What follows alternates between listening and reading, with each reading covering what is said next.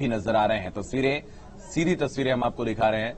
मुरादाबाद के दौरे पर हैं मुख्यमंत्री योगी आदित्यनाथ। उन्होंने अभी मंडलीय अधिकारियों के साथ समीक्षा बैठक भी की थी और अब वहां पर बच्चों को दुलारते हुए नजर आ रहे हैं मुख्यमंत्री।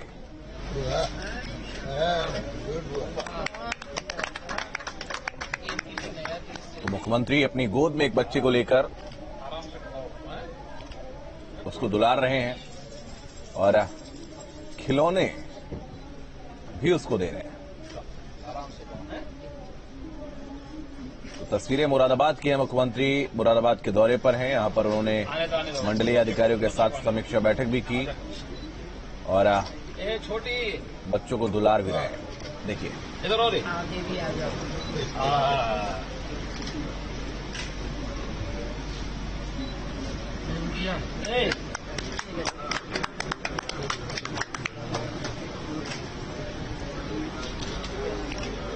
क्या नाम है इसका?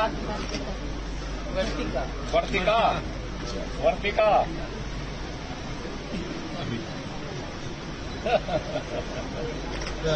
आशीर्वाद कन्या देवी आशीर्वाद देवी बोल रही है क्या? इधर खिलाएंगे हैं।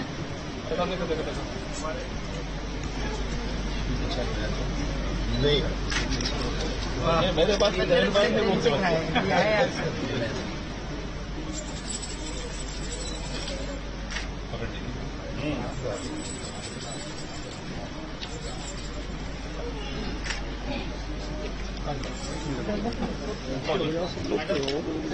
नहीं वहीं उनके लिए वहीं जाएंगे। वहीं उनको ये इसका होगा।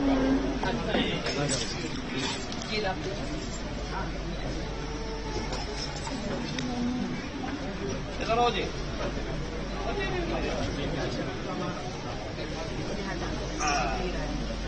आराम से आराम से। इसका नाम क्या है? राघव। वाह भाई राघव। ओ राघव बाहर कर रहे।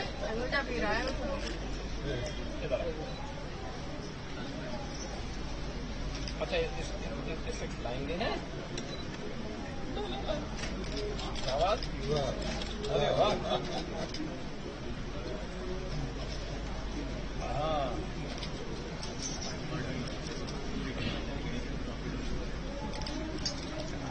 राघव देखो देखो। हाँ ऐसे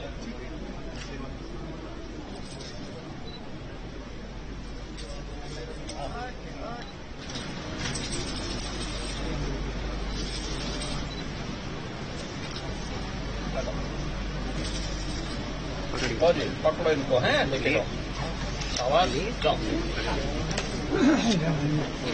आराम से। मुख्यमंत्री को आपने देखा बच्चों को दुलारते नजर आए और उनको खिलौने भी दिए मुख्यमंत्री ने, उनको मिष्ठान भी दिए।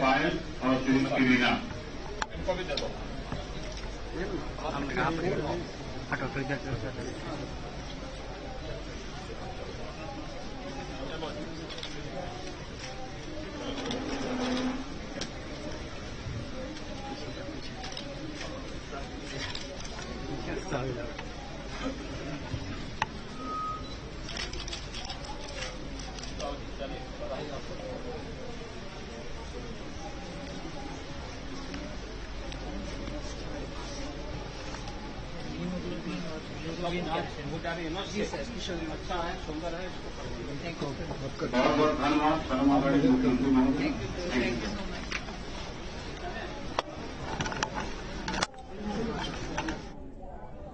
तो मुख्यमंत्री ने बच्चों को दुलारा, उनको मिष्ठान खिलाया और उसके अलावा खिलौने भी दिए। उनको दुलारते नजर आ रहे। मुख्यमंत्री का बच्चों के साथ किस तरीके से प्रेम जगजाहिर है उसकी एक और तस्वीर यहां पर आप देख सकते हैं। मुरादाबाद से ये तस्वीरें हमने आपको दिखाया। उसके बाद जो गर्भवती महिलाएं वहां पर मौजूद थीं उनका भी सम्मान मुख्यमंत्री ने किया है। उनको फल भेंट किए हैं मुख्यमंत्री ने। अन्नप्राशन कार्यक्रम में मुख्यमंत्री वहां पर पहुंचे थे।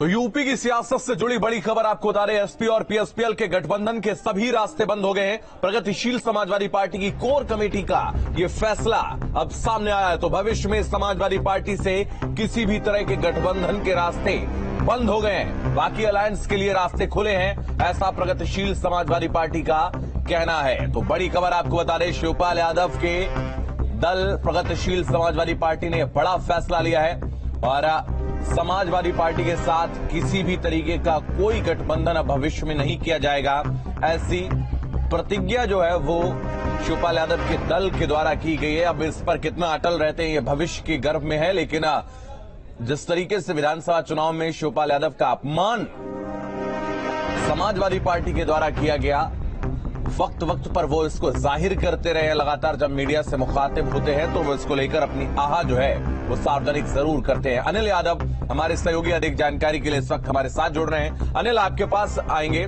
सवाल यही है कि विधानसभा चुनाव में बहुत नजदीक से आपने देखा, शिवपाल यादव ने पूरी कोशिश की कि किस तरीके से समाजवादी पार्टी के साथ में उनका अच्छी तरीके से गठबंधन हो, मनमाफिक सीटें मिल जाए, मिलकर चुनाव लड़ा जाए, लेकिन ऐसा होता नजर नहीं आया।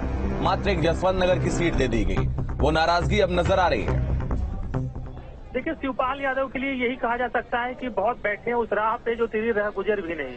तो बहुत दिन तक उन्होंने इंतजार किया अखिलेश यादव का, समाजवादी पार्टी का, कि किसी तरह से गठबंधन हो जाए, कुछ सीटें मिल जाए, विलय हो जाए, समाजवादी पार्टी में वापसी हो जाए।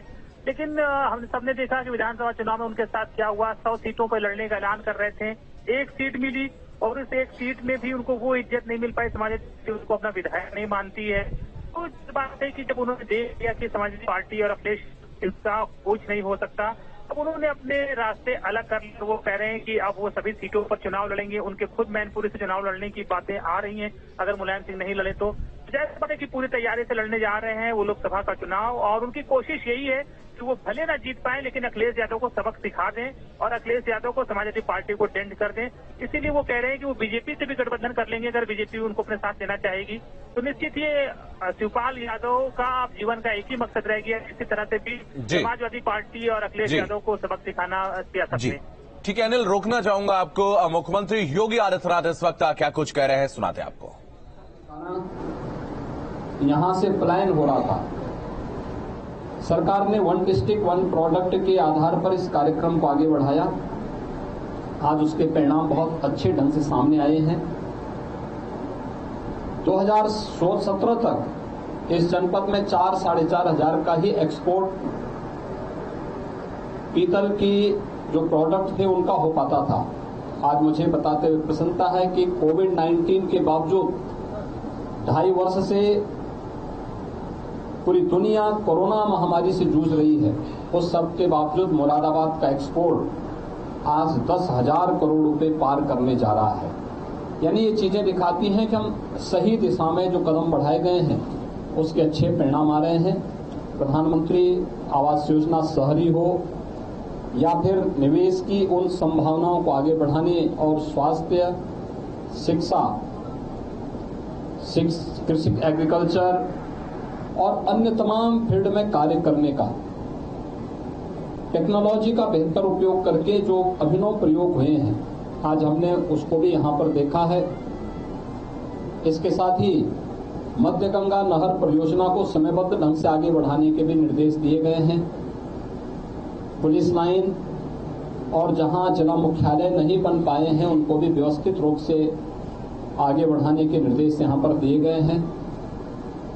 हेल्थ, एजुकेशन, इंफ्रास्ट्रक्चर और औद्योगिक निवेश में उन तमाम संभावनाओं को तलाशना जो यहाँ पर निवेश और रोजगार की संभावनाओं को आगे बढ़ा सकें, इसके बारे में भी बहुत विस्तृत चर्चा आज यहाँ पर हुई है। और मुझे प्रसन्नता है कि माननीय जनप्रतिनिधियों ने भी इसमें रुचि ली और प्रशासन पूरी युद्ध स्तर पर लग करके इन कार्यक्रमों को आगे बढ़ा रहा है। अपराध और अपराधियों के प्रति जीरो टॉलरेंस की नीति जो शासन की है, सफलतापूर्वक यहाँ पर उसका क्रियान्वयन हो रहा है। बहुत सारे कार्यक्रम इधर शासन ने उपलब्ध करवाए थे। अवैध टैक्सी स्टैंड को हटाना, धर्मस्थलों से माइक को उतरना, नशा के खिलाफ चल रहा विशेष अभियान, इसी क्रम में है। मुझे प्रसन्नता है कि यहाँ पर प्रभावी ढंग से उसे आगे बढ़ाने का कार्य हुआ है। अभी मैं यहाँ की कुछ परियोजनाओं का निरीक्षण करने के लिए जा रहा हूँ। मेरे साथ प्रदेश अध्यक्ष माननीय श्री भूपेंद्र चौधरी जी भी, जो इसी जनपद के निवासी भी हैं और विधान परिषद के माननीय सदस्य भी हैं। साथ साथ मंत्री समूह भी यहाँ पर आया हुआ है। मंत्री समूह कैबिनेट मंत्री श्री धर्मपाल सिंह जी के अध्यक्षता में यहाँ पर पहले से ही योजनाओं का निरीक्षण कर रहा है, अपनी रिपोर्ट उपलब्ध करवाया है। उनके साथ माध्यमिक शिक्षा विभाग की मंत्री श्रीमती गुलाब देवी जी हैं। उनके साथ गन्ना विकास विभाग के राज्य मंत्री श्री संजय गंगवार जी भी हैं। ये सभी लोग इस कमिश्नरी में अगले कुछ दिन भ्रमण करेंगे, निरीक्षण करेंगे, फिर अपनी रिपोर्ट शासन को उपलब्ध करवाएंगे। विकास संबंधी कुछ प्रोजेक्ट के प्रस्ताव भी यहाँ पर हमें प्राप्त हुए हैं। शासन प्राथमिकता के आधार पर उन्हें आगे बढ़ाने का कार्य करेगा। हमने हर जनपद में निवेश की संभावनाओं को आगे बढ़ाने, रोजगार सृजन को इसके माध्यम से प्रोत्साहित करने, स्वतः रोजगार के माध्यम से जनपद के शेड्यूल रेशो को बेहतर करने की दिशा में भी आवश्यक निर्देश दिए हैं। और साथ साथ जिला उद्योग बंधु के साथ नियमित संवाद बनाने के साथ साथ हर एक विभाग के लिए भी टारगेट तय किए हैं निवेश के लिए, कि वे भी जनपद स्तर पर हर एक जनपद में निवेश की संभावनाओं को आगे बढ़ाने में योगदान देगा। आज मुझे यही सब कहना था। अभी निरीक्षण के कुछ कार्यक्रम हमारे होने जा रहे हैं। उस निरीक्षण के बाद फिर अपराह्न में मुझे बिजनौर जनपद के दौरे पे भी जाना है। बिजनौर जनपद के भी कार्यक्रमों को इसी क्रम में आगे बढ़ाने का कार्य करेंगे। धन्यवाद।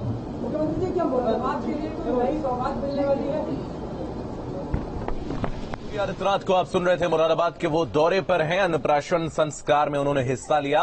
बच्चों को उन्होंने किस तरीके से दुलारते नजर आए वो तस्वीरें भी आपने देखी। और बीजेपी के नए प्रदेश अध्यक्ष भूपेंद्र चौधरी भी इस दौरान नजर आए उनके साथ में। उनका गृह जनपद भी है और प्रदेश की जिम्मेदारी भी अब उनको सौंपी है बीजेपी ने। तो अब मुख्यमंत्री पहुंचे हैं मुरादाबाद। लगातार कई कार्यक्रमों में उन्होंने हिस्सा लिया है और अब वो निरीक्षण के लिए जा रहे हैं। कई विभागों का उनको निरीक्षण करना है।